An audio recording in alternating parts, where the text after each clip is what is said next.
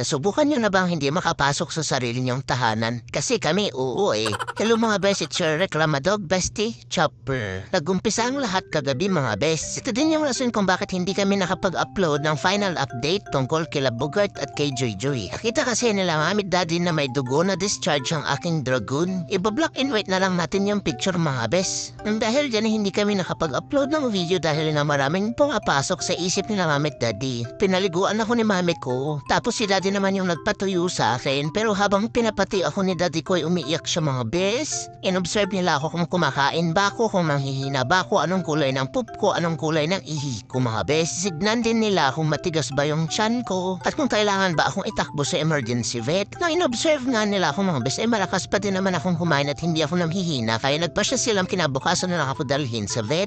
So ano nga bang nangyari sa akin mga bes? Ang kinabukasan niya hindi pa naliligo si mami at ganyan yung suot niya na parang maglalaro ng sipa ay dinala niya na ako sa vet. Gusto pa nga mag-absent ni daddy sa vet para sumama siya sa vet pero sabi ni mami ko wag na. As usual ay nasakay kami ng tricy mga bes. Kaya pagpasensya niyo ng video dahil may turbulence na.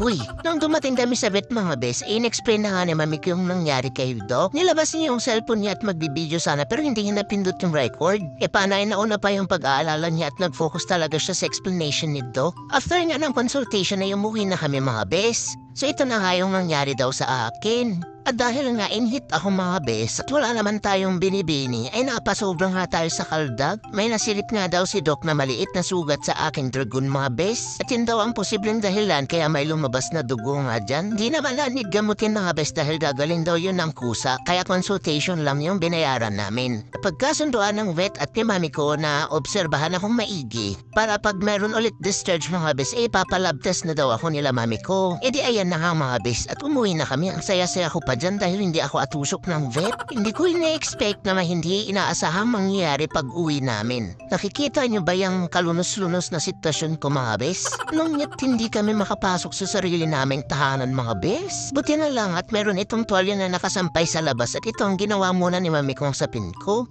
Ibang level na yung pagkakalimutin ni mami ko dahil naiwala daw niya yung susi. Kaya yan at hindi kami makapasok at yung vet card ko nga muna yung pinangpaypay sa akin. Buti na nga lang talaga at dala niya yung cellphone niya at kinontak niya si daddy. For the camping muna kami habang hinihintay namin dumating si daddy ko. Ang dami-damin pwedeng makalimutan ay yung susi pa nga. Buti na lang mga bes at hindi ako yung naiwala.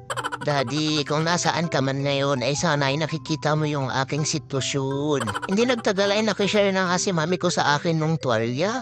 Nadaalan pa nga kami ng kapitbahay namin sa katapat na unit mga bes at wala na akong mukhang maiharap. Dahil nga tanghali itong mga bes ay naamit ko yung mga niluluto nila sa mga kapitbahay nga namin. Tinanggal na din ni mami ko yung damit para mabawasan yung init na nararamdaman ko ba. At finally ay narinig ko na nga yung motor ni daddy ko. Darin pa nga yan sa work niya sa Makati mga bes. At yan na at hindi na ako makapaghintay na magsumbong sa kanya. Finally nakapasok na nga kami sa munting tahanan namin mga bes. Kala ko nga tapos na mga bes ay may plot twist pa ha.